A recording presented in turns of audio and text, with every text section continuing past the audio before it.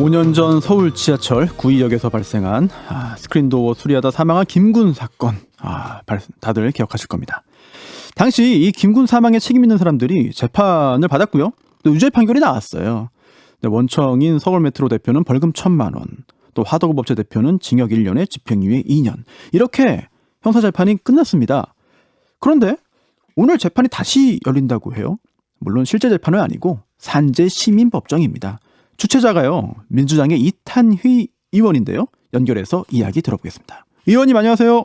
네, 안녕하세요. 이탄입니다. 네, 반갑습니다. 네, 제가 지금 조금 전에요, 그 구의역 김군 사건 재판이 다시 열린다고 이제 이야기를 했는데, 뭐 실제 재판은 이미 끝났고 모의 재판이잖아요. 그렇죠. 솜방망이 처벌로 끝났죠, 실제 재판은. 네, 모의 재판 같은 건데 이제 그 재판장은 그 박시환 전 대법관이 이제 담당하고요. 네. 참 대법관으로서 쉽지 않은 일인데요. 맡아주셔서 정말 감사하죠. 사실 뭐 제조에 있을 때나 재해에 있을 때나 활발한 활동을 한 그런 그 법조인으로 기억이 되고요. 네. 처음에 그 박시환 전 대법관에게 저희 이거 산재 시민법정 하는데 재판장 맡아달라라고 연락을 했을 때 처음 반응이 어땠습니까? 이런 걸 하냐 이렇게 되물으시더라고요. 근데 이제 중대재해처벌법 개정 필요성 말씀을 드렸더니 공감하시고 선뜻 응해주셨습니다. 네. 그럼 재판장 외에도 형사법정이니까 뭐 검사도 있고 변호인도 있고 여러 가지 역할을 하는 사람들이 있을 거잖아요. 그럼 소개 좀 해주세요. 네, 사실은 뭐 전직 판사, 그다음에 노동법 전공 교수님, 또 현재 배우로 활동하신 분들, 또 로스쿨 학생들, 일반 시민들 이렇게 정말 다양하게 역할을 분담해 주셨습니다. 그렇군요. 네.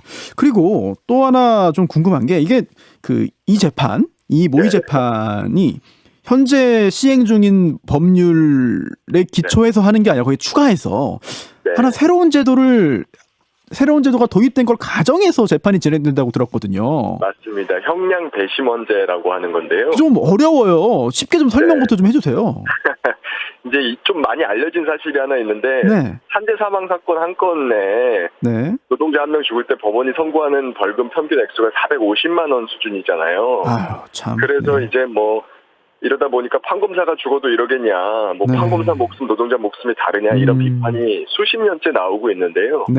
이게 개선이 안 되는 이유가 소위 말하는 키보드 형량 때문이거든요. 그게 뭔가요? 그러니까 판사들이 형량 선고를 할 때 선배 판사들이 어떻게 선고했는지 데이터베이스에 키보드로 검색해보고 그걸 기준 삼아서 선고하다 보니까 안 바뀌는 거예요. 그래서 저는 이제 키보드에 의존하지 말고 산재 전문가나 범죄 피해자 단체분들 또 일반 시민들로부터 형량에 대한 의견을 좀 들어라. 듣고 나서 판사가 결정을 해라. 이 절차를 도입하면 좀 국민들의 상식에 맞는 형량 선고가 가능해질 거다. 이런 생각에서 도입된 제도입니다. 참 재판에 바꿀 점이 있고 개선할 점이 있다면은 좀 적극적으로 그런 것들을 좀 바꾸기 위한 시도를 좀 할 필요가 좀 있어 보이고요. 굉장히 의미 있는 그런 노력과 시도가 아닌가 싶은데 사실 그 김군이 안타깝게 이 목숨을 잃은 게 2016년입니다. 그리고 대법원에서 이 유죄 판결이 확정된 게 또 2019년이고요. 그런데 2021년 지금 이 시점에 시민법정을 다시 열고 판단을 해보기로 한 특별한 이유나 배경이 있는지도 궁금해요. 저는 좀 제가 발의한 이 중대재해법 개정안 통과가 되면 세상이 어떻게 바뀔지 좀 한번 보여주고 싶어요. 그러면 의원님께서 발의하신 그 중대재해기업처벌법 그 내용 뭐 본격적으로는 내년 1월부터 시행 예정인데 시행 전인데도 불구하고 개정 이거 불완전하다 개정하자는 그런 그 법률안을 지금 발의하신 거잖아요. 그 내용부터 한번 좀 소개를 해주시죠. 이게 사실 특단의 대책을 도입한다고 만든 게 중대재해처벌법인데 기억하시겠지만 올해 1월 달에 도입되는 과정에서 사실 법이 반쪽이 날아갔어요. 그래서 이제 반쪽짜리 법이다 이런 비판이 많았는데 날아간 부분 중에 뭐가 있냐면요. 벌금 하한이 원래 있었는데 없어졌고요. 제가 지금 말씀드린 형량 배신제도 원안에 들어가 있었거든요. 그렇군요. 이것도 없어진 거예요. 근데 최근에 뭐 우리 이순호 씨 돌아가신 사건도 있었고 광주 학동에 이제 철거 건물 무너진 참사도 있었잖아요. 제가 이걸 보면서 이걸 그대로 두면 내년 1월 달에 중대재해법 시행이 되더라도 똑같이 벌금 450만 원 선고되는 상황이 반복되겠다. 그런 우려가 돼서 이 최소한도 벌금 하한하고 형량 배심제는 법 시행 전에라도 개정해야 된다. 이런 다급한 마음으로 발의를 했습니다. 네, 이런 상황에서 또 시민법정까지 여는 이탄희 의원이고요. 그런데 이 중대재해처벌법 관련해서 또 반발 기류도 없지 않습니다. 우선 재계의 반발이 있는데요. 경영자를 과도하게 처벌하면 이거 경영이 위축된다. 또 영세사업장의 타격이 너무 크다. 특히 작은 사업체의 경우에는 이 오너 한 명이 구속될 경우 회사가 마비된다. 그러면 뒤처리도 못해서 오히려 산재당한 근로자가 손해보는 거 아니냐.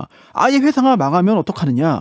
또는 의무적인 안전조치 다 해도 근로자, 노동자 과실로 사망한 경우까지 책임질 필요는 이유는 없지 않느냐. 이런 다양한 반론도 있습니다. 여기에 대해서 어떻게 보시나요? 노동자 과실로 사망한 경우라면 이제 기업자가 면책되겠죠. 네.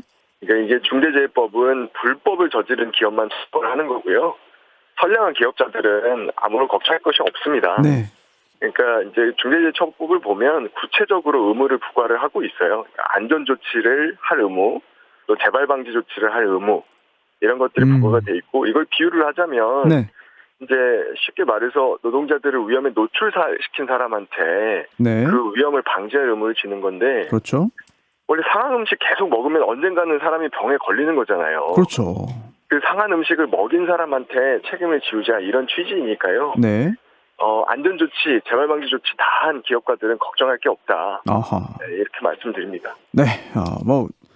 법이 부여하는 의무를 준수하면 문제될 거 없다. 그런 의미인데. 예를 들어서 우리 구의역 김군 사건만 해도 2016년 사건인데 사실은 같은 사건이 매년 있었어요. 2012년에 성수역에서도 한 분이 돌아가셨고 2013년에도 또 돌아가셨고 2014년에는 독산역, 2015년은 강남역 이렇게 계속 매년 죽는데도 감사원에서 명한 재발방지 대책 이행도 안 하고 또 인건비 300만 원 이상 책정을 해줘도 그거 절반만 주고 사람 절반만 쓰고 그러면서 기업 이윤 남겼다고 좋아하고 이러다가 2016년에 사고가 또 발생한 거예요. 그렇죠. 이런 경우들을 대비한 법이다. 이렇게 이해해 주시면 됩니다.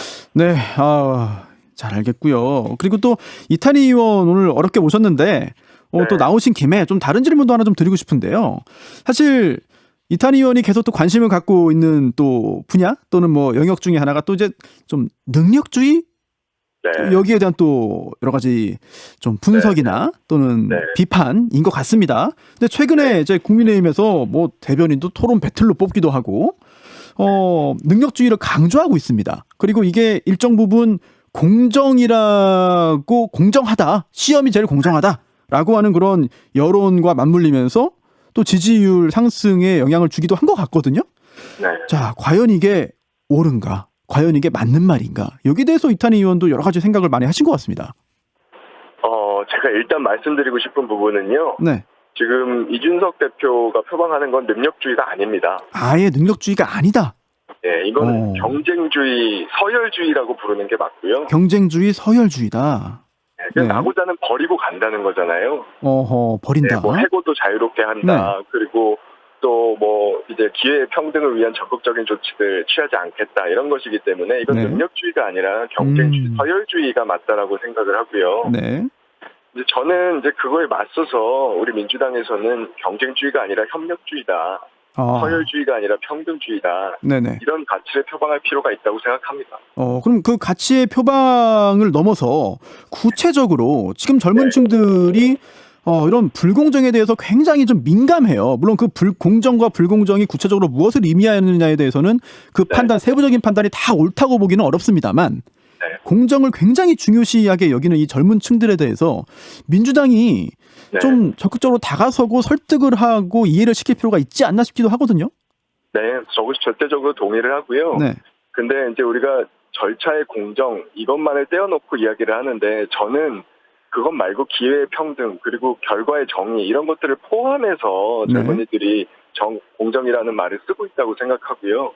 그래서 지금 이제 이준석 대표를 비롯해서 야당에서 이야기하고 있는 경쟁주의, 서열주의가 아니라 정말 기회의 평등과 결과의 정의를 담보할 수 있는 여러 가지 대책들 뭐 제가 추진하고 있는 교육평등법, 뭐 벌금평등법 이런 것뿐만이 아니라 네. 오늘 설명한 중대재해처벌법도 사실은 이게 20대 남성들의 대책이기도 하거든요. 지금 이야기한 뭐 이선호 군, 뭐 김영준 씨, 아니면 이역의 김군 이런 분들이 다 19살, 24살, 26살 네. 이렇게 뭐 지방대 나오고 전문대 나오고 실업계 고등학교 나오고 해서 어렵게 비정규 직구에서 들어갔다가 몸을 다친 분들이에요. 돌아가신 분들. 네. 이런 분들에 대한 대책을 내놓음으로써 불평등을 해소하고 결과의 정의를 담보해내는 것, 이게 민주당이 할 일이라고 생각합니다. 그렇군요. 또 이게 어찌 보면은 또 좀 연결이 되는 측면도 있긴 한데 뭐 윤석열 전 총장이나 또는 또 최재형 전 감사원장이나 이거 사퇴하고 지금 정치권에 들어왔고 또 정치권에 들어오기 직전인 것 같습니다. 혹시 의원님께서는 이 부분에 대해서는 어떻게 보시는지 이것도 좀 한번 여쭤보고 싶습니다. 네. 뭐 직업윤리 측면에서의 문제는 다들 지적하셨으니까요. 네네. 제가 뭐 덧붙일 필요는 없을 것 같고 저는 그런 생각이 들더라고요. 네. 정치라고 하는 건 사실 사람 살리는 일이거든요. 네. 그런데 이제 지금 윤석열 총장이 30년 동안 소위 말하는 특수부 검사로서 먼지털이식 수사로 유명하잖아요. 30년 동안 사람 먼지털이만 하던 사람이 갑자기 사람 살리는 일 못하는 거거든요. 이게 뭐 3달 동안 고시 공부하듯이 달달 외운다고 되는 일이 아니고요. 네. 경제, 민생, 뭐 부동산, 교육 문제 이런 문제 해결 능력은 제로에 가깝다. 네. 이렇게 생각합니다. 네, 알겠습니다.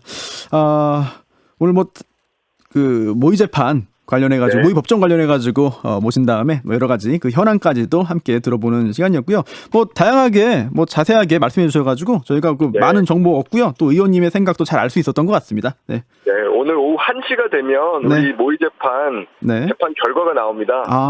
재판 결과 사전 시나리오 전혀 없이 진행을 하니까요. 관심 많이 가져주시면 감사하겠습니다. 혹시 그럼 오늘 모의 법정 이게 영상으로 중계되거나 그러진 않나요? 유튜브로 이탄희 TV 접속하시면 볼 수 있습니다. 알겠습니다. 네, 여기까지 듣겠습니다. 감사합니다. 예, 고맙습니다. 네, 민주당 이탄희 의원이었습니다.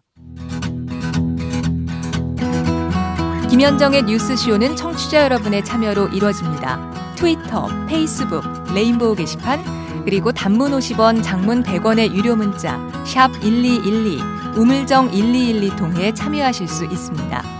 김현정의 뉴스쇼, 여러분과 함께 만듭니다.